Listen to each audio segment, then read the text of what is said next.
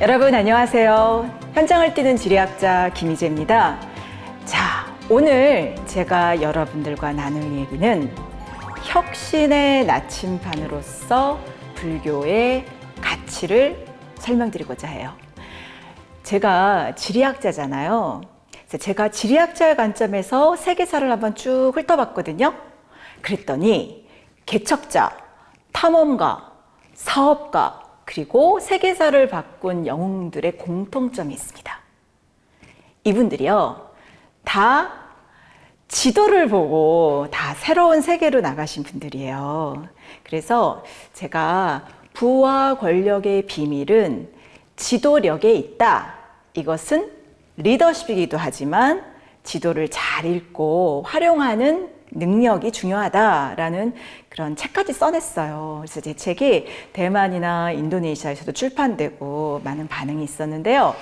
가만히 생각을 해보니까 불교의 역사에서도 이름을 남긴 분들은 다 지도를 보고 탐험하고 모험하고 고난과 역경을 두려워하지 않는 그런 혁신가들이었더라고요. 그래서 제가 오늘은 혁신의 나침반, 그리고 뭔가 창의적인 문화와 또 경제를 이끌었던 불교의 힘에 대해서 설명드리고자 합니다. 자, 지도를 한번 보실까요? 자, 불교가 처음 시작된 부처님이 설법을 전하신 곳은요, 다 이 북인도 쪽이었습니다. 그래서 부다가야도 있고요. 또 이것이 마비앙, 간다라, 또 아잔타, 엘로라 등으로 이제 확산되긴 했지만 원래 시작은 겐지스강의 상류 지역이었습니다. 자, 그래서 이곳에 왕자로 태어나셨다고는 하는데 신하라고 하니까요. 어쨌든 이 부다가야에 가면 많은 부처님과 관련된 유적이 있습니다. 자, 이 불교가 점점 세력을 확장하고 많은 인기를 끌게 되죠. 근데요, 불교는요, 당시에 엄청난 혁명의 종교였습니다. 당대 2500년 전에 처음 불교가 시작됐을 때 정말 혁명의 종교가 아니었을까 싶은 게요. 그러니까 여러분 생각해 보세요. 당시에는 막 카스테도보다 더 엄격한 이 신분 간의 차별이 있었는데 모두가 성불할 수 있다, 부처가 될 수 있다, 이런 가르침은요, 많은 사람에게 해방감을 줬을 것 같습니다. 특히 당시에는 여성들에 대해서 어떻게 보면 사람 취급을 안 하는 그런 분위기였을 텐데, 여성도 얼마든지 불법을 배울 수 있고 나의 제자가 될 수 있다라는 가르침은 또한 여성들에게도 굉장히 희망의 메시지가 됐을 것 같습니다. 그래서 저는 아마 세계 최초의 페미니스트가 부처님 아니셨을까라는 그런 생각을 하게 됩니다. 특히 우리나라는요, 옛날부터 여왕도 있었지만 또 비구니 스님도 있었잖아요. 그러니까 여성도 계를 받을 수 있었던 나라고, 또 우리에게 그런 양성 평등적인 그런 혁명적인 그런 정신이 내재되어 있지 않았나, 그런 생각도 들어요. 그래서 불교는 당대에 많은 사람들에게 센세이션을 일으켰던 정말 혁명과도 같은 그런 종교뿐만 아니라 많은 또 여행자와 구법승을 배출한 그런 종교이기도 합니다. 여러분 생각해 보세요. 여러분 해초 스님 아세요? 자, 이 해초 스님께서요, 신라에서 당나라로 건너가셨고요. 또 부처님의 법을 실제로 체험하고 또 부처님의 삶을 배우기 위해서 이 해상 실크로드를 따라서 지금의 인도네시아 말라카야를 떠나서 이 부처님의 흔적이 있는 인도, 그리고 지금의 파키스탄 지역까지 가신 거예요. 사실 지금도 파키스탄 가는 것이 쉽지 않고 또 가서도 많이 어렵잖아요. 비행기를 타고 가는 상황 속에서도 여러 가지 변수들이 많은데, 여러분 생각해 보세요.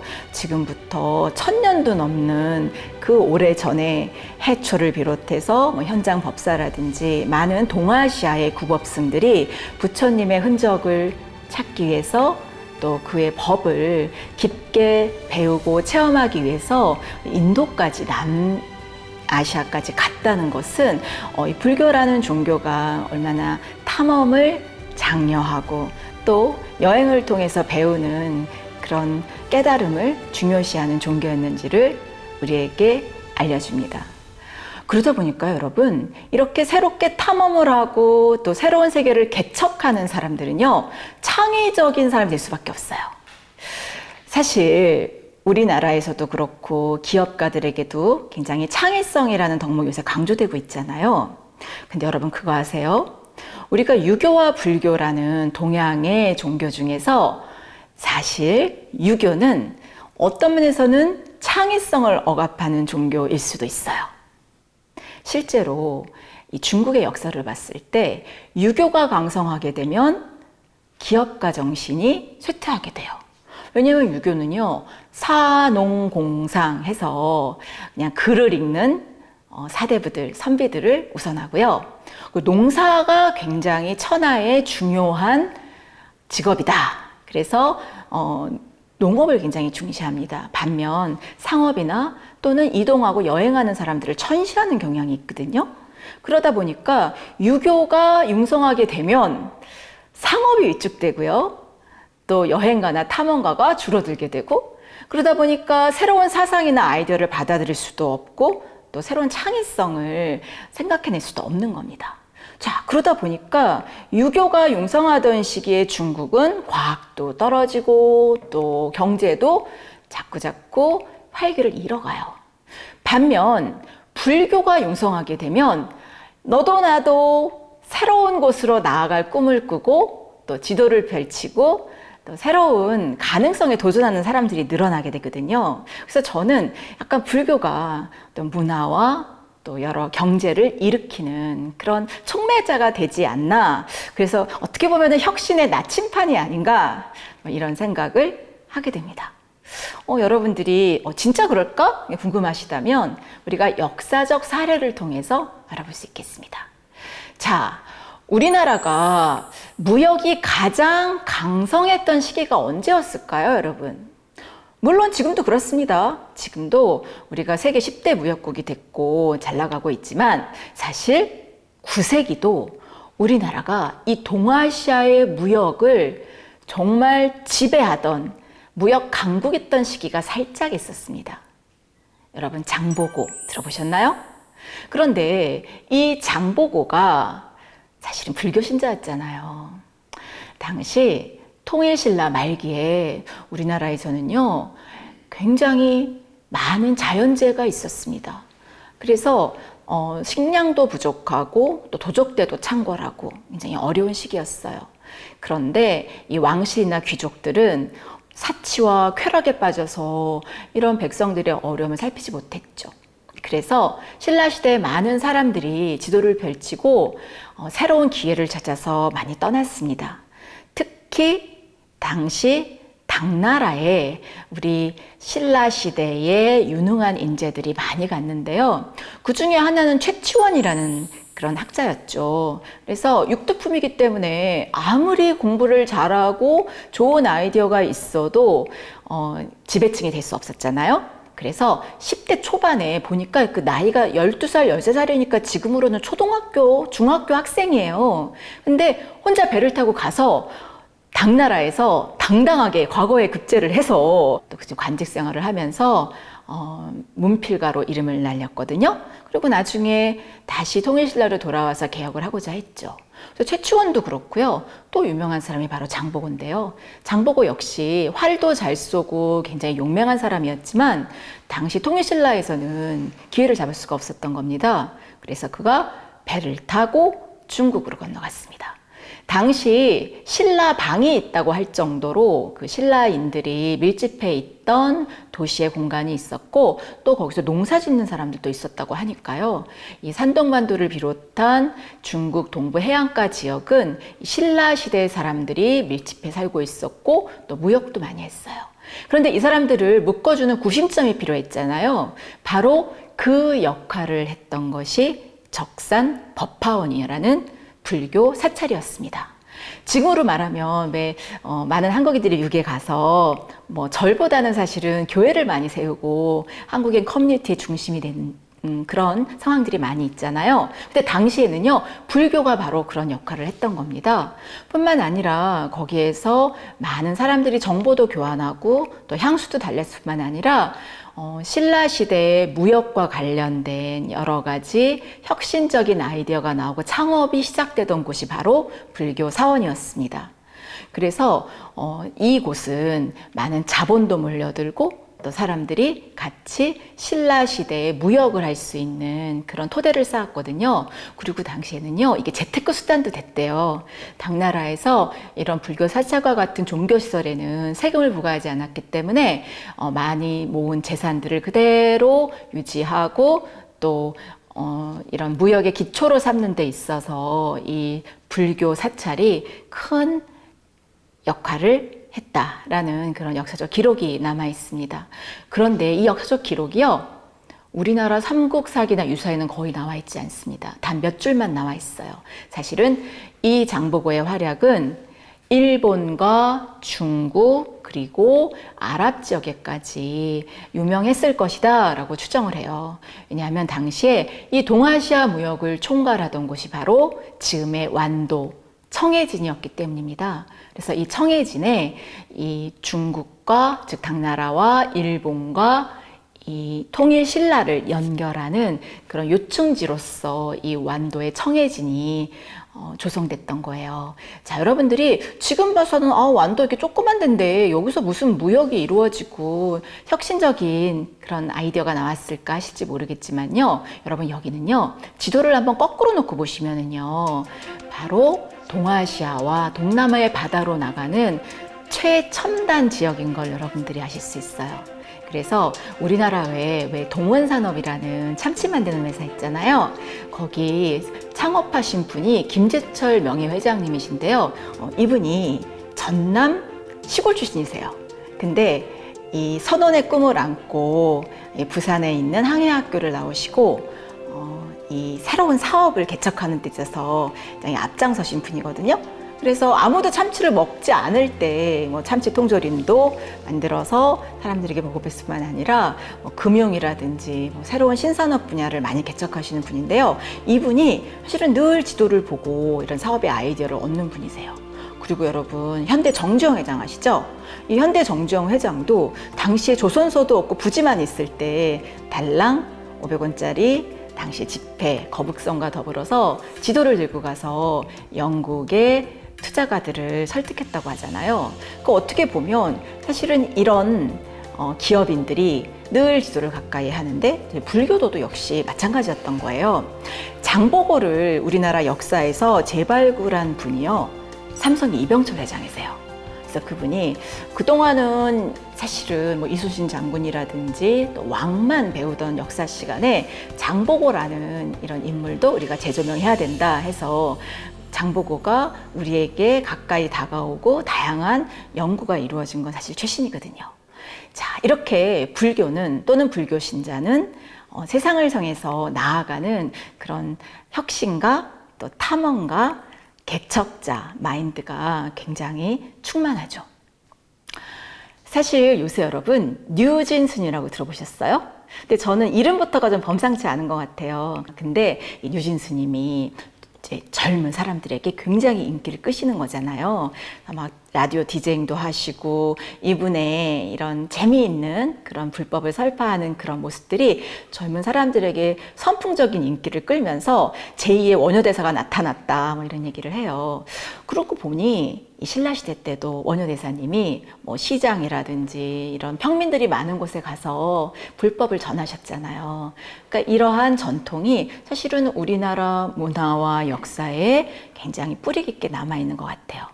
그리고 가만히 생각을 해보니까요, 팔만대장경, 그죠? 이것도 굉장한 혁신이고 또 문화상품인데 그 팔만대장경의 텍스트가 바로 불경이지 않습니까? 그래서 어떻게 보면 우리나라의 역사상에 굉장히 혁신적이고 창의적인 것들이 다 불교와 관련이 있구나 하는 것도 제가 생각할 수 있어요. 그리고 사찰이라든지 건축 양식, 또 석탑, 석등 이런 정말 탁월한 예술품들이 다 불교와 관련이 있고 또 그런 공간에서 만들어진 것이기 때문에 저는 우리나라 역사에서 자랑할 만한 것들이 이 불교의 혁신과 연결되어 있는 것 아닌가 그런 생각도 듭니다. 부처님과 또 마호메트를 비교하는 그런 학자들도 많아요. 그러니까 이제 세계 4대 종교라고 하지 않습니까? 그래서 불교, 또 이슬람교, 기독교, 뭐 어떤 사람 유교를 넣기도 하는데요. 저는 이 네 가지 종교 중에서 이슬람교와 더불어서 탐험과 모험을 장려하고 또 계속 이동하는 사람들을 위한 종교가 저는 불교라고 생각해요. 사실 부처님 시대에도 많은 이런 부자들도 있었고 또 권력 있는 사람들도 있었어요. 그런데 부처님이 그들을 배척하지 않았습니다. 그들과 같이 호흡하고 그들이 성불할 수 있는 그런 깨달음을 얻을 수 있는 길을 열어주셨잖아요. 그래서 이 불교는 부자나 또는 권력자를 단죄하거나 배척하지 않는 포용력이 있는 종교라고 생각합니다. 그리고요, 당시 비가 많이 오는 우기에는 이 동굴이나 어떤 집단적으로 모일 수 있는 곳에서 수행을 했잖아요. 그리고 엄격한 계를 적용했는데요. 여행자나 또는 구도자, 즉 길 떠나는 사람에게는 이러한 계율을 조금 느슨하게 적용했다고 합니다. 그래서 늘 이동하고 새로운 곳을 가는 사람을 배려하고 그들도 불법을 전파할 수 있는 그런 길을 열어준 종교가 아닌가 싶어요. 이슬람교도 마찬가지거든요. 세계 종교사에서 볼 때 마호메트가 상인이었잖아요. 그러다 보니까 늘 지도를 펼치고 새로운 곳을 가는 것을 장려하고 그리고 하루에도 5번씩 메카, 메디나를 향해서 기도하게 하지 않았습니까? 그러니까 이슬람 교도 중에는 방향치가 없다. 모두 다 지도를 잘 본다. 뭐 이런 말이 있는 게 좀 맞는 것 같습니다. 근데 재밌는 게요. 요즘 하도 스마트폰이 나오고 방향을 알려주는 기기가 많이 나와서 요즘은 무슬림도 이 방향치와 지도맹이 들어가고 있다. 뭐 이런 얘기도 하거든요.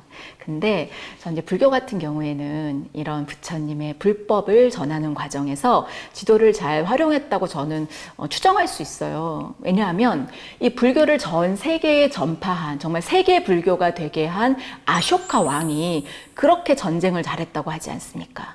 물론 마지막에는 자신들이 이렇게 많은 사람을 죽이고 전쟁을 벌인 것에 대해서 참회를 하고 이제 불법을 전하는 모드로 전환을 하긴 했지만 전쟁을 할 때마다 이겼대요. 근데 저는요, 전쟁을 잘해서 세계사에 이름을 남긴 사람 중에 지도 못 보는 사람이 있었을까? 그런 생각이 들어요. 왜냐하면 지도라는 것은 어떤 전쟁의 필수품 같아요. 전쟁에서 이기려면 지도를 잘 볼 수밖에 없고 전쟁이라는 것이 사실은 땅 따먹기잖아요. 지도를 가지고 하는 땅 따먹기. 그래서 세계에서 가장 좋은 지리교사는 전쟁이다. 뭐 이런 말도 있거든요. 자, 이 전쟁을 잘했던 아쇼카 왕이 자신을 반성하고 이제 불법을 전하는 그런 왕이 되면서 이 인도에서도 특정 지역에서만 믿었던 불교가 뭐 스리랑카를 비롯해서 동남아시아, 또 시리아, 마케도니아까지 전파되는 그런 계기가 되었죠. 그의 아들이었던 마힌다가 스리랑카의 불법을 전했고 그 전통이 그대로 지금도 내려오고 있어서 이곳은 소승불교가 굉장히 강한 곳입니다. 상자부 불교라고도 하죠. 개인의 해탈을 굉장히 중시하고 또 당대 초기 불교의 전통을 그대로 지키면서 생활하는 것들을 장려하는 그런 종교예요. 자, 지도를 한번 같이 보시면은요, 이런 상자부 불교가 실론을 거쳐서 또 동남아시아 지역으로 퍼졌고 태국이나 또 이 싱가포르 지역에서도 이 상자부 불교가 굉장히 융성했음을 알 수 있습니다. 반면 대승불교는 해상 실크로드가 아니라 이 내륙에 있는 길을 따라서 전파가 됐잖아요. 그래서 중국에 전파되고 또 이것이 고구려 시대 우리나라에 들어오게 되면서 우리는 대승불교의 전통이 강한 나라가 된 거죠. 사실 소승불교와 대승불교는 여러분 잘 아시겠지만 이 지리적 환경에 따라서 좀 영향을 받지 않았을까 싶어요. 동남아시아 같은 경우에는 원래 불교가 시작됐던 곳과 마찬가지로 몬순, 즉 계절풍 기후 지역입니다. 그래서 우기와 건기가 뚜렷해서 당시 인도에서 시작됐던 종교적 전통과 계율을 지키기에 굉장히 유리하고 별로 변동을 하지 않아도 얼마든지 이 포교도 할 수 있고 또 종교 생활도 할 수 있잖아요. 그래서 태국에 가면, 미얀마에 가면 지금도 비가 오는 우기에는 수행을 하는 그런 전통이 계속 남아 있습니다. 반면 중국을 거쳐서 들어온 이 대승불교는 그대로 그 우기 때 우아한 걸 할 수가 없지 않습니까? 그래서 한국적인 맥락, 한국의 기후를 반영해서 가장 춥고 가장 더운 3개월, 3개월씩 해서 동한 거, 또 하한 거를 하잖아요. 그러다 보니까 그대로 당시 초기 불교의 전통과 계율을 지키기에는 우리의 지리적 환경이 녹록지가 않은 겁니다.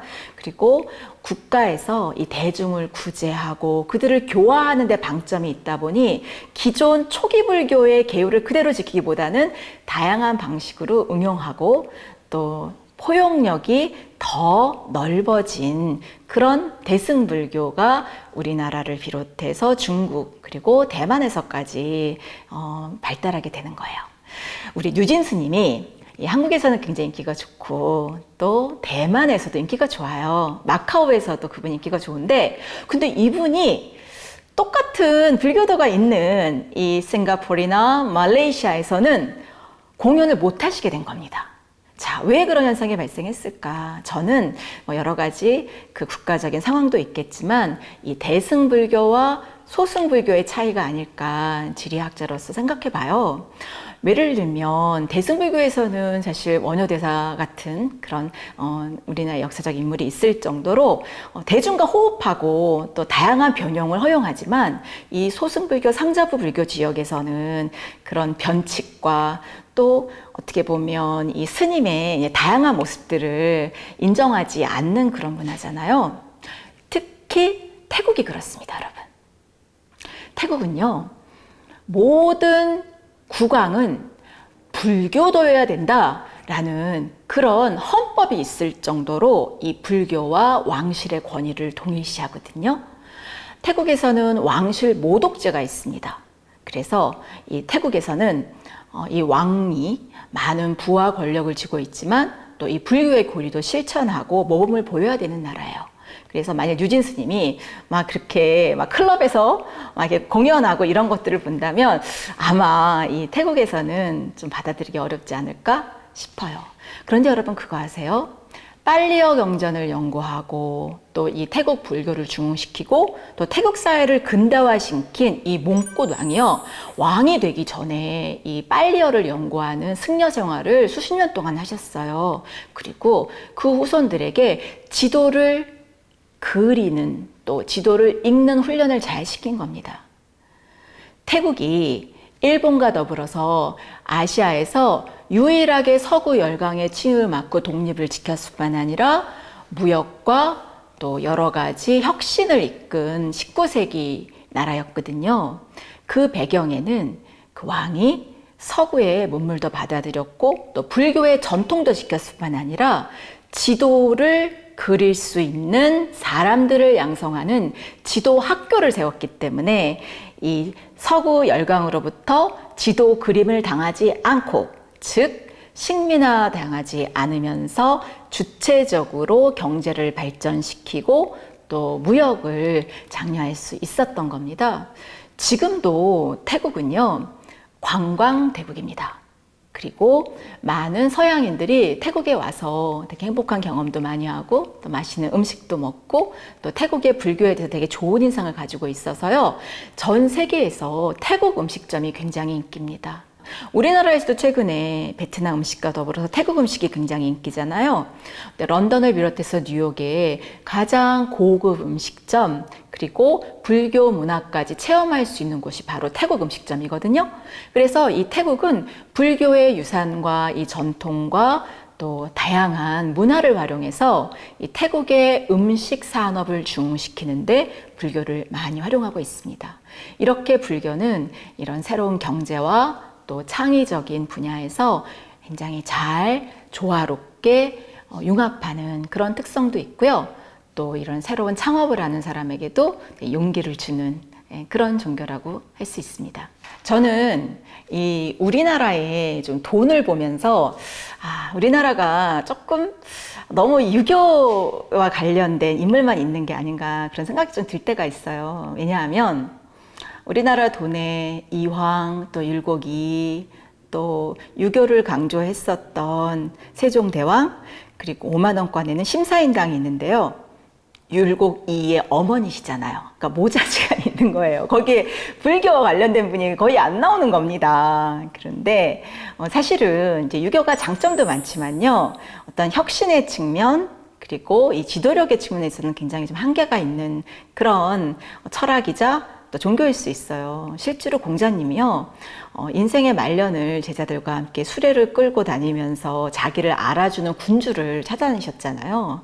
근데 너무 삶이 고달픈 거예요. 그래서 그 제자에게 너무 힘들다. 나는 언제 이 주군한테 인정을 받고 정착을 할지 모르겠다. 이렇게 한탄을 하니 한 제자가 우리 배를 타고 바다를 건너서 우리를 알아주는 새로운 나라로 가면 어떻겠습니까? 라고 얘기를 했어요. 아마 부처님 같으면 좋은 생각이다 그러셨을 것 같아요. 그런데 공자님은 쓸데없는 얘기 그만하고 그 상상도 하지 말아라 이렇게 막으신 거예요. 그래서 저는 이 유교가 어떻게 보면 이런 무역이라든지 탐험을 하고자 하는 사람에게는 좀 억압적인 종교일 수도 있겠다라는 생각이 드는데요. 실제로 학자들이 그런 얘기를 해요. 이 유교는 이 조공무역 정도만 허용을 하지 이런 자유로운 그런 무역을 좀 멀리하는 경향이 있고 또 이 경제를 일으키는 상인들을 좀 천시하다 보니 유교가 강성해지면 사람들이 지도도 잘 안 보고 좀 침체되는 경향이 있다. 반면 이제 불교가 중흥을 하게 되면 사람들이 새로운 곳에 가서 진귀한 물건도 가지고 오고 무역이 발달하고 또 이런 사치품도 사실은 어떻게 보면은 요새 명품 같은 거잖아요. 근데 명품이 무조건 나쁘다고는 할 수 없지 않습니까? 그래서 어떤 사람들의 다양한 욕구를 충족시키는 쪽으로 이 산업이 발달하지 않나 뭐 그런 생각이 들어요. 그리고 또 바다로 나가게 하다 보니 지금도 사실은 우리나라 무역의 수출입의 많은 부분을 바다 해상 교통이 담당을 하잖아요. 어쨌든 불교의 전통이 이런 다양한 바다로 나아갈 수 있는 그리고 해로를 열어주기 때문에 이 무역의 활성화하고도 지금 관련이 깊다라는 생각이 듭니다.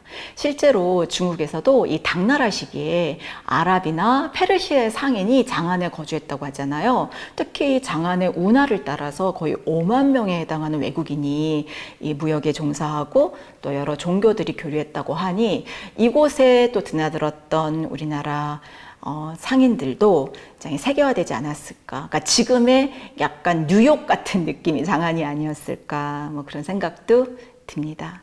뿐만 아니에요, 여러분. 아랍과 이 동아시아가 교류하는데 중간에 있는 데가 바로 동남아시아잖아요. 수마트라를 비롯해서 자바나 이런 지역도 이곳에서 중간 무역 또 요충지로서 굉장히 번성했다고 합니다. 그래서 스리비자야라는 왕국이 수마트라에 있었고요. 또 샤일랜드라도 있었고 또 다양한 왕국들이 있어서 이런 원거리 무역의 중간 기착지로서 굉장히 발달하고 이곳에서 다양한 언어와 또 문화가 교류하면서 창의성이 꼽혔다고 하거든요. 그래서 어쩌면 이 동아시아와 동남아시아에서 이런 무역과 또 문화가 융성했던 시기에 그 배경을 보면 이 불교가 나침반처럼 작용하고 있지 않았나 이런 생각이 듭니다. 실제로 이 722년도에요. 이 사일랜드라는 이 자바섬 중앙에 세워진 이 대승불교 사원이 굉장히 대단했다고 그래요. 그래서 지금도 가면 이 보로부두르라는 사원이 그때 만들어진 거거든요. 그러니까 어떻게 보면 동남아도 무역이 발달하고 문명이 발달했던 시기에는 바로 이 불교의 융성이 있었다라는 것을 확인할 수 있습니다. 그리고 마타람이라는 왕조도 있었는데요. 여기에 이제 향신료 제도에서 이 몰루카 제도에서 만들어진 이 향신료를 이 아랍으로 실어 나르면서 이 순다와 말라카역 근처에 발달했던 그런 여러 무역선들을 서포트하는 그런 문명이 발달한 거거든요.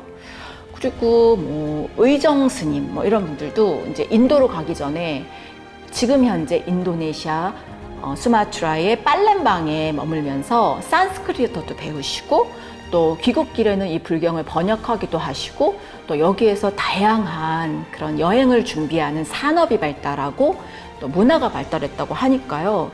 어떻게 보면 이 동남아시아의 문명과 경제와 또 다양한 혁신을 이끈 것이 바로 이 굽업승들과 또 이 1000명이 넘었다는 그런 불교와 관련된 산업에 종사했던 분들이 아닌가라는 생각이 듭니다. 그래서 어떤 동서양 실크로드에서 이 불교 그리고 이슬람교가 차지했던 비중이 굉장히 높은데, 특히 지금부터 1000년 또 1500년 전에 이 불교가 가지고 있었던 혁신성은 지금도 우리에게 시사하는 바가 많다라는 생각이 듭니다. 장보고 이야기를 하면서 저는 우리나라 역사가들이 놓치고 있는 측면도 하나 좀 짚어보고 싶은데요. 보통 무역이 발달하려면 이제 좋은 배와 또 여러 가지 좋은 물건들이 있어야 된다고만 생각을 하세요. 그런데 운송 산업이잖아요. 그러니까 굉장히 빠르게 효율적으로 이런 무역품들을 운송하는 그 항로 개발이 굉장히 중요하고 거기에 혁신이 있는 겁니다. 저는요, 장보고가 이 일본과 또 당시 통일 신라와 또 당나라를 연결하는 이 최단거리 해로를 발견하고 또 활성화시키는 데 있어서 당연히 지도력을 발휘했을 거라고 생각합니다. 하지만 증거는 남아있지 않아요. 그가 역사 속에서 사라졌기 때문인데요. 그럼에도 불구하고 저는 장보고가 그 누구보다도 정확한 해도를 가지고 있었고 또 방향을 설정하는 능력을 반드시 보유했을 거라고 생각을 합니다. 왜냐하면요, 이 동아시아, 특히 이 중국과 우리나라의 가운데 있는 이 바다는 굉장히 험하고 또 기상이 나쁘면 별을 볼 수도 없기 때문에 나침판과 같이 방향을 설정해 주는 그런 첨단 과학 기술의 힘을 빌리지 않고서는 늘 그렇게 정기적으로 최단거리를 운행할 수 없거든요. 예를 들어 동남아시아나 아랍 같은 경우에는 무역풍과 같은 그런 몬순 계절풍을 활용했지만 이 동아시아의 바다는 그런 계절풍을 활용하기가 어려운 환경이었기 때문에 저는 아마 나침판을 갖고 있지 않았을까라는 추정도 해봅니다. 서양의 역사에는 나침판이 중국에서 서양으로 12세기경에 전파됐다라고 하는데요. 어떻게 보면 이 9세기 정말 동아시아의 무역을 장악하고 또 동아시아의 이 무역의 지도를 그렸던 장보고가 그 누구보다 먼저 이런 방향을 알 수 있는 그런 자석을 가진 그런 첨단 제품을 활용하지 않았을까라고 추정을 해봅니다. 자, 그렇게 9세기 초에 이 신라의 무역선이 이 동아시아를 장악했고 또 여러 불교 관련된 물품과 또 서적과 또 새로운 아이디어들이 들어와서 우리나라 고려 시대를 여는 고려 청자라든지 이런 것들이 이 장보고 시대의 물건을 교류하면서 얻게 된 그런 여러 가지 새로운 제품의 아이디어가 반영됐다는 말을 하거든요. 그러니까 어떻게 보면 이 불교를 통한 교류와 또 기업가 정신이 우리나라 고려 청자라든지 그런 다양한 문화적인 상품을 만드는데도 큰 영향을 주지 않았을까 싶습니다. 자, 이렇게 통일 신라를 비롯해서 고려시대에 이어지는 이런 불교의 중흥이 우리가 꼬리아라고 전 세계에 알려지는 기초가 됐던 것 같고요. 실제로요, 당대 최고의 지리학자이자 재상했던 그 기탄의 도리기를 보면 이런 통일 신라 시대에 이 신라인들의 활약을 엿볼 수 있습니다. 이 삼국사기에 등장하는 이제 다양한 물품들이 있거든요. 이거 보면요, 정말 그 교류의 흔적들을 찾을 수가 있어요. 예를 들어 상어로 만든 홀 같은 거는 이 아랍에서 가지고 왔고요. 또 이런 공작미라고 그래서 인도와 아프리카 동남아에 있었던 공작의 꼬리를 활용해서 옷에 장식으로 쓰기도 했다고 그러고요. 또 비취모라는 게 있는데 이게 캄보디아에 있는 새래요. 그래서 이 예쁜 새의 깃털을 또 옷에 넣어서 장식하는 그런 것도 유행했다고 하고, 또 슬슬이라는 푸른 구슬도 대장식품으로 유행했다고 하니 당시에 신라시대에 우리가 얼마나 많은 무역을 이런 서역이나 또 동남아시아와 했는지를 우리가 엿볼 수 있을 것 같습니다. 그리고 침향이 되게 중요했는데 이게 불교 의식을 할 때 꼭 필수로 사용했었던 거거든요. 그러니까 또 불교의 제례를 드리고 또 동남아시아와의 어떤 문화적인 교류를 통해서 당시에 우리나라가 무역과 산업에 있어서 굉장히 앞서가는 나라였던 거예요. 그런데 조선으로 들어오면서 이러한 혁신가 정신이 사라지고 또 이런 무역에 있어서도 소외되는 그런 결과를 낳았거든요. 그런데 흥미롭게도 이 시기는 여러분들 잘 아시다시피 조선시대는 유교를 숭상하고 불교를 억압하던 시기였잖아요. 그러니까 이 조선시대에 우리가 상업이 쇠퇴하고 또 구군이 떨어지게 된 이 배경에는 이 불교를 통해서 세계와 교류하던 그런 전통들이 사라지고 또 도시에 있던 또 이 시내에 있으면서 문화적인 혁신을 주도했던 이런 사찰이 저 산으로 들어가고 또 어떤 면에서는 이 중심지에서 멀어지면서 우리나라의 문화적인 창의성도 좀 떨어지지 않았나라는 추정을 해봅니다. 이제 불교가 흥하면 또 경제도 발달하고 또 문화도 융성한다 이런 생각을 하게 돼요. 그런데 싱가포르의 불교 인구가 30%밖에 안 됩니다. 그러니까 기독교나 이런 서양 문물의 영향을 많이 받다 보니까 굉장히 엄격하고 원래 불교가 갖고 있던 유연성과 포용력이 좀 사라진 거 아닌가라는 생각도 들고요. 말레이시아도 마찬가지예요. 말레이시아도 특히 이슬람 교도의 비중이 60%가 넘다 보니 아무래도 이 종교가 경직되고 또 요즘도 사실 그렇게 말레이시아 경제가 이전에 비해서 발전 속도가 높지 않거든요. 그래서 저는 그러니까 이 불교가 굉장히 포용적이고 융통성이 있기 때문에 이 불교가 발달하게 되면 그 나라의 무역과 또 산업도 꼽히는 거 아닌가 그런 생각이 들어요. 자, 근데 요새 태국은요, 약간 문제가 생겼습니다. 너무나 이 왕실 문화와 가깝게 되면서 또 보수화되는 경향을 나타내고 있어요. 태국에 보면 돈에 태국 국왕님이 등장하세요. 그리고 국왕 모독죄가 있기 때문에 이 돈도 함부로 할 수 없는 나라가 태국이잖아요. 그래서 그런 점에서는 이 태국이 원래 갖고 있었던 그런 종교적 유연성 이런 것들을 좀 회복했으면 좋겠다 그런 생각도 들어요. 반면 또 장점은 뭐냐면요, 이 동남아시아 지역이 비즈니스를 하는 데 있어서 이렇게 여성의 비중이 높다는 거예요. 그래서 이런 젠더 갭 인덱스 같은 수치를 보면 이 남아시아, 힌두교가 강한 남아시아나 이슬람교가 강한 파키스탄이나 방글라데시에 비해서요, 이 동남아시아 지역은 여성들의 권위가 상당히 남성에 비해서 조금 떨어지지 않는 그런 양성평등적인 나라들이 많아요. 그래서 어떻게 보면 이 불교가 발달하게 되면 이 젠더의 측면에서 조금 더 조화롭고 또 균형 있는 그런 사회가 되는데 이 불교가 기여하지 않나라는 생각도 듭니다. 지금 우리나라에서 사실 이 비구니가 계를 받을 수 있잖아요. 또 그런 나라가 대만이거든요. 이 타이완도 여성들이 출가를 할 수 있어요. 그리고 최근까지 이 타이완을 이끌었던 총통도 여성이었거든요. 그래서 타이완도 그 어떤 동아시아 국가에 비해서 양성평등적인 나라이기도 하고요. 그리고 여러분 그거 아세요? 요즘 타이완이 우리나라랑 거의 대등한 수준의 1인당 GNP를 보이고 있어요. 바로 반도체 때문인데요.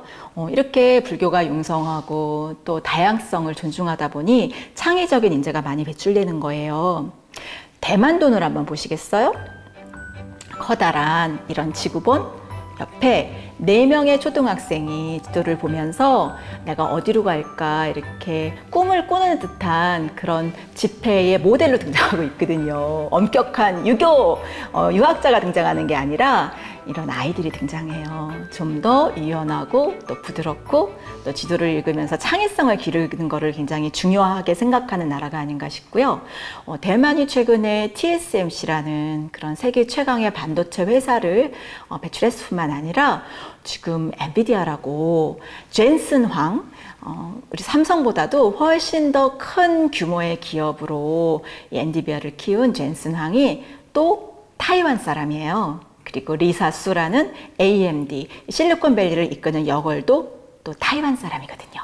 그래서 어떻게 보면 이런 타이완의 인재들이 이렇게 글로벌하게 나가고 또 유연하고 또 창의적인 사고를 할 수 있는 데는 이 타이완에 깊게 뿌리내리고 있는 이런 불교 문화의 영향도 작용하지 않았을까라는 생각도 해봅니다. 저는 여성 지리학자잖아요. 여러분들이 그러세요. 어떻게 김희재 교수는 그렇게 많은 나라를 다닐 수 있었냐고. 근데 여러분, 제가 100개 넘는 나라를 다녔잖아요. 정말 편안하고 안락한 선진국만 다녔다면 제가 그렇게 많은 나라를 다닐 수 없었을 거예요.